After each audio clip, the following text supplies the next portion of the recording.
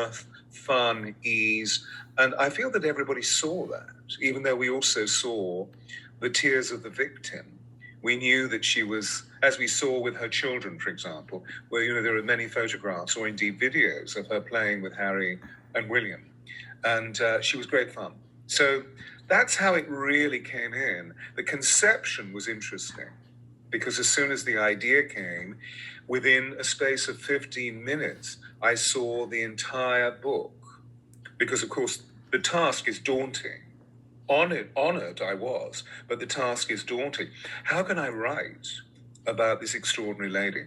And of course, I didn't want to write in the way that so many people had written through the kiss and tell notion, or another chronicle, or another diary, because Andrew Morton had done this, and also Tina Brown's Diana Chronicles, I think it's called, is an extraordinary book about the whole journey from the People's Princess to her death. But it's all a diary and a comment on the superficial nature. We never ever feel Diana's soul. We never feel her essence. And that was the interconnectivity that she and I shared, that it was her soul that we were honoring, and it was her soul that we were recognizing was the force that was creating the enormous destiny that she had. And her soul, of course, was the transfiguration of her love, that she loved for the sake of love.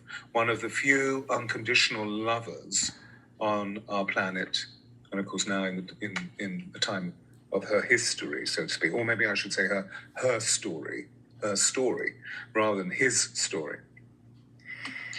So this essence that when she was with you and right by your side in your apartment for 3 months as you're writing this book, she almost is, well, she is an archetype. Would you say this essence is very powerful? She's almost saintly, so.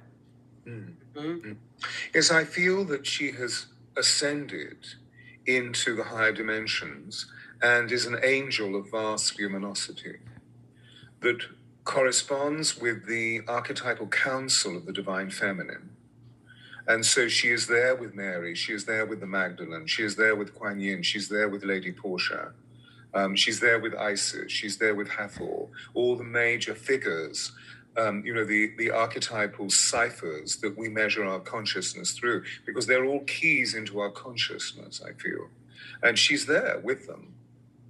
And so the book, the retelling of her story, comes at an immensely powerful time in the conscious evolution of our species, where the women of the world are beginning to awaken to their voice of change, to their voice of liberation, to their voice of love. As we saw with Marianne, who created a thesis around the politics of love. And she wrote the book, and indeed she will continue teaching this, because it seems that within the great republic of the United States, that the definitions that created the democracy, that created the Constitution, the lines have become blurred. So she's taking us back into, where did this come from? Why did those men, essentially, with good wives, how did they create this 250 odd years ago? And what was the sum total of what? So that's what the politics of love is really all about, of how we can go back to a really deep conversation about the nature of the republic by the absolute essence of democracy and how it fits into the consciousness of our contemporaneous setting, our intelligence of the today, which of course is mightily informed by information technology and all the competitive demands of the modern industrial complex. The same thing here, you see, a retelling of her story so that all of the major empowerment devices that I've included in the book, all the meditations, all the affirmations, all of the physiological and psychological processes that we move through as ritualed processes, they are there for every woman who wishes to move from the experience of oppression into the throne of their sovereignty, so that they can speak with an open heart and a clear soul what their truth is about this time. their time, your time. The next chapter of history is being written by the women and the girls. I quote His Holiness the Dalai Lama. Well, thank you for helping these women awaken to their voice of love.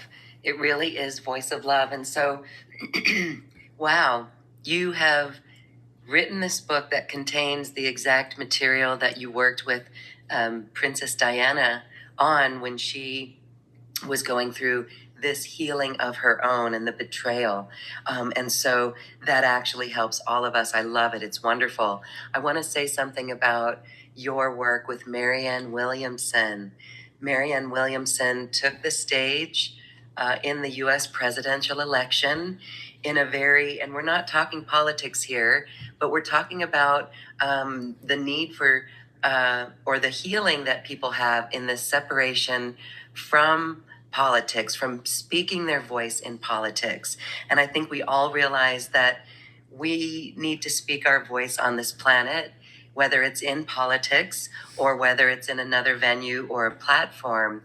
And so for her to take the stage in a public debate with other people, even in the same party, it was intense, but beautiful how she did stay calm and she did change the conversation. She did uplift the conversation.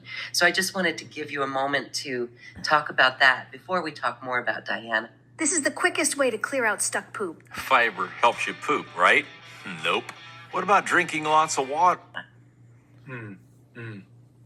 Well, it was an extraordinary conversation to have with somebody who's been my teacher, my mentor, through reading all of her books and by being part of so many of her great teachings over the years.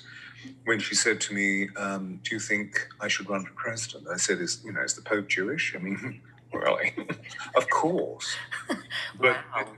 Obviously, it needs to be highly strategic. I mean, I'm sure that she consulted with a number of her friends and coaches and acquaintances and so forth.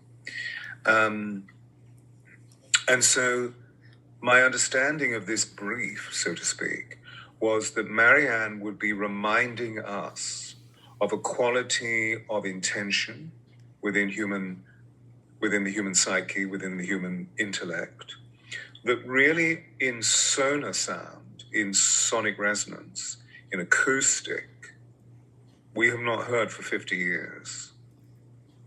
Because today we're disturbed by noise. It's the noise of all of the intelligentsia, the noise of this. Shall I, shan't I, will I, won't I? We're going so fast, the noise of the machines.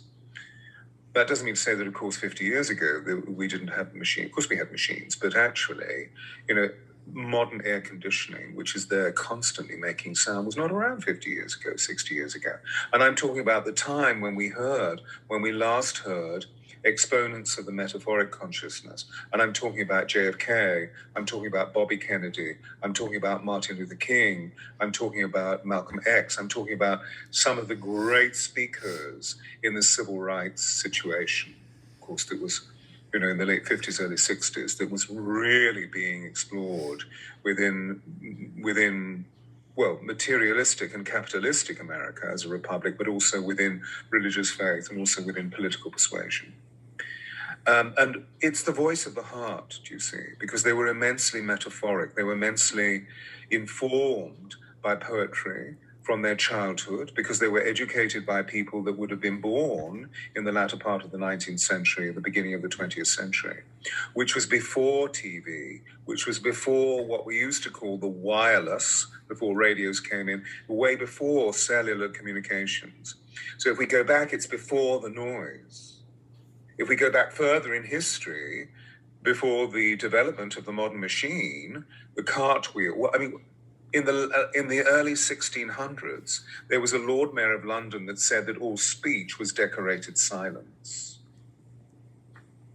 They lived their life by the church bell, by the town crier, and they heard the wheel of the cart moving and the natural noises of the neighing horses, the barking dogs, and the lowing cows, but there were no machines.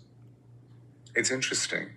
we have become confounded by machines. And the greatest machine that we become confounded by is this thing called the cerebral dominance. So we wanted to find a vibration that would penetrate or pervade is possibly a different sound, a different way of putting it, because penetration sounds a very male yang force, into the hearts of the American people. Marianne, of course, is immensely intelligent. And one of the things that happens for her is that she is refueled by her intelligence. It's almost as though she gets high on her own intelligence, as great geniuses do.